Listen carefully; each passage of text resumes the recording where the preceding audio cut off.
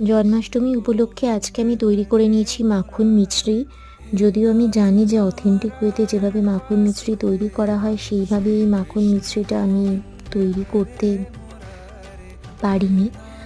তার জন্য আমি ক্ষমা প্রার্থী। আমি কথা দিচ্ছি ভবিষ্যতে অবশ্যই অথেন্টিক ওয়েতে যেভাবে মাখন মিছরি প্রস্তুত হয় আমি সেই রেসিপি তোমাদের সকলের সাথে শেয়ার করব। এখানে আমি ঘি আর বরফের সহযোগে আমি এই মাখন যেটা সেটা প্রিপেয়ার করেছি। একটা থিক ক্রিম কনসিস্টেন্সিতে আনার পরে ঘিটাকে তারপরে আমি সেখানে মিছরি এবং তুলসী পাতা যোগ করেছি।